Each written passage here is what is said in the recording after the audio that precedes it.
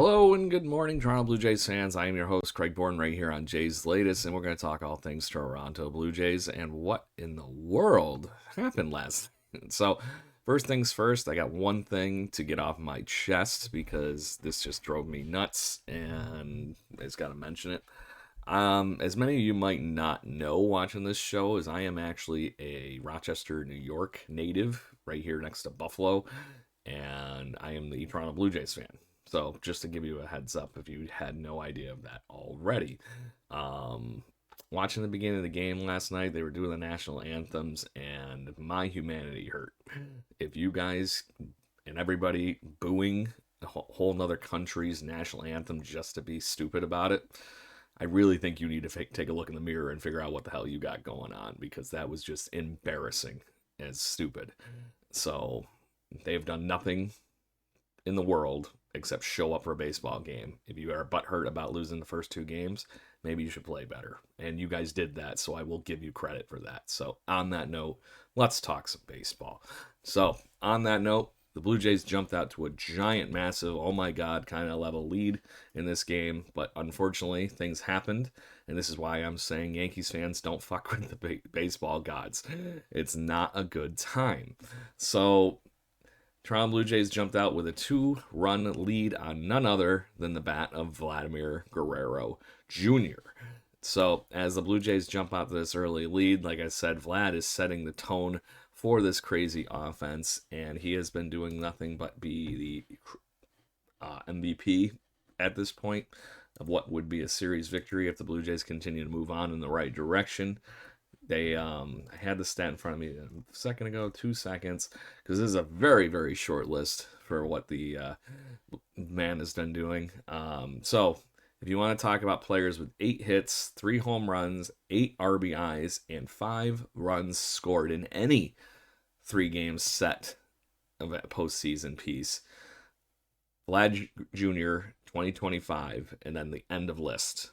So he's the only player in baseball that has ever had this hot of a stretch where you've drove in that many runs, scored that many runs, and had 8 hits in addition to 3 home runs.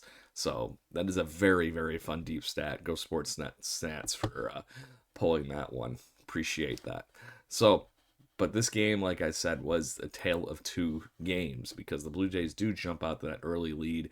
Yankees get one back in the first inning as well, showing they have a pulse. And that was the first real point in the game or in the series where it looked like this was going to be a competitive damn ball game.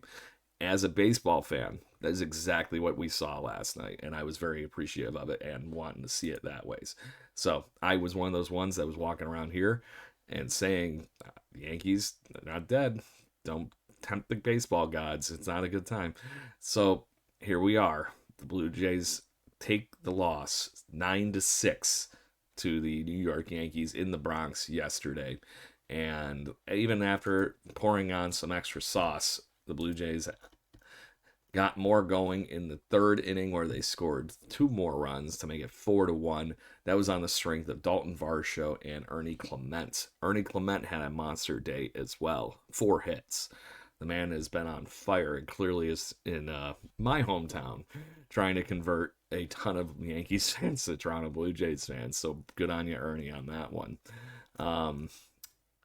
Then, to cap that inning off, there was I'll say a bloop single that scores a pair from Anthony Santander. Tony Tater's dropping a little bloop, gets the Blue Jays on the board 6-1. And then this is where everything starts to show that this game was going to be a long haul. Like I said, things happen on a baseball field. This is why you play all 162 games. This is why you play all 5 games if you need to play all 5 games. This is why you play all damn 9 innings. So Aaron Judge clearly understands this mantra. And him and the Yankees decided that, you know what, Shane Bieber is not going to pitch very long into this game. And this is where things continued to move for the Yankees' favor.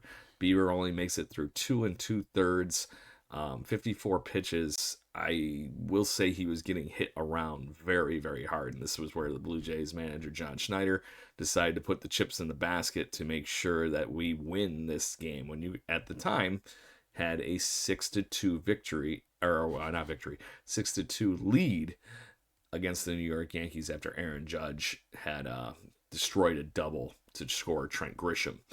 And then Giancarlo Stanton, of course, comes in and scores on a sac fly, Cody Bellinger, to close out the third inning 6-3. So Blue Jays had a lead. Remember that, because certain foul poles and wonderful things come in the next inning. I still cannot believe this home run off of Louis Varland, where first off Judge hits it 100 miles an hour up in his kitchen, and it still was one of those ones that just continued. It felt like it was going up, and it was coming down, and it just kisses the top of the foul pole, basically, and ends up being a 3-run home run to tie the game and put the Yankees in that wonderful spot of this is a game.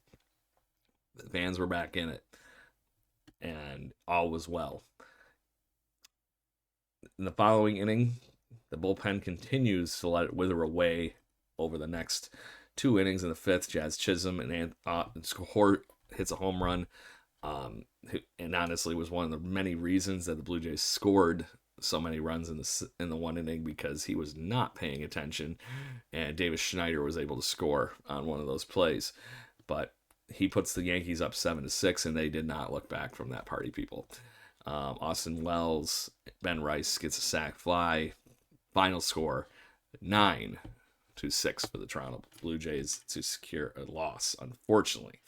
So we got a lot to look forward to. This game in the series is still 2-1. The offense has been clicking, as I mentioned. Ernie Clement goes 4 for 4 with a run scored and an RBI. Vlad Jr., as I mentioned, doing Vlad things, 2 for 4. The top of the order, set the table. Davis Schneider, especially, scores twice. Still waiting for Springer to have that big moment in a game. We know he's capable of it. He's always been one of those playoff guys. Yes, he had the home run in game 2, but it was one of those things that was like just a chef's kiss at that point. It was just that next little extra. So looking at the usage of everything yesterday, yes, Shane Bieber was short, but you look at who was on the mound and how many pitches and everything they consumed. Louis Varland is the only pitcher that was of any concern as far as what could impact today's ball game. He threw 20 solid pitches, 13 of those were strikes, and then, as I mentioned, a really good pitch to Aaron Judge that he unfortunately just tattooed off of the foul pole in left field in Yankee Stadium. So, is what it is. The rest of the gang was Brandon Fisher, Brandon Little, Yariel Rodriguez, Tommy Nance. Guys you will need on a bullpen day. But none of them ate up a ton of pitches. So this is still a very good setup day, regardless of what's going on, for what is going to be a bullpen day for the Toronto Blue Jays in Game 4 tonight. It's 7 p.m. The first one on the bump for the Blue Jays will be Louis Varland, and Cam Schlittler will be on the mound for the Toronto Blue Jays. If you have not heard that name yet somehow in the world of baseball, Cam Schlittler is now the record holder of a Major League Baseball postseason record, only followed very, very quickly by one less strikeout by Trey Yesevich. The other day, actually 2, I take that back. In the last game, or second to last game of the Red Sox wild card series with the New York Yankees, Cam Schlittler threw 8 innings of baseball and struck out 14. Trey Yesevich was on that same pace, but I agree with this decision of bringing him out to make sure he's ready for a game tonight or tomorrow for you putting all your chips in for Game 5. So, on that note, the Blue Jays are very well set up for this bullpen day, regardless of what any baseball media outlet might tell you. This is what bullpen arms are designed to do. And then we have this wonderful thing called an off day on Thursday that is traveling back up to Toronto. So, on that note, we're going to talk all things Blue Jays as we go forward, but Louis Varland will be on the bump for the Toronto Blue Jays tonight. And if you all recall what he did during his last bullpen start, he did pretty damn well. So I'm very excited to see. And I do think the Blue Jays have some sort of a trick up their sleeve, because not too many people would plan a bullpen day for a 5-game series. So there's a card here I feel like we're all not seeing. Or we are banking on the fact that Eric Lauer is going to be the Eric Lauer that this Blue Jays ball club has enjoyed all season. So that would be the one I'm guessing is going to have the night of nights if possible. And this is to play Smoke and Mirrors, or there is this wonderful weird possibility that the Blue Jays are going to see somebody like Chris Bassitt coming back and join this team to recover from the IL. Yeah, that would be some 3D chess there for you. Hey, let's put Chris Bassitt on the bench. He's on the IL. Okay. Then we move him forward. It's like, oh, yeah, by the way, he's healthy now. We can bring him back into the roster. And that is actually a rule in Major League Baseball. So we'll see what happens. Unfortunately, the one that would not be eligible for that is Jose Barrios. And I would love to see him pitch in the postseason here again, too. But he is currently ineligible because of when he was put on the IL.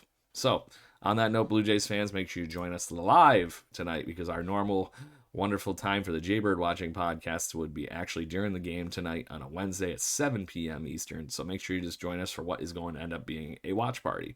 We have our buddy from Jaybirdie Apparel joining us, Canada's baseball brand, and we're going to talk some obvious Blue Jays baseball and what is on the field as we discuss all things Toronto Blue Jays, just like we do here on Jay's Latest.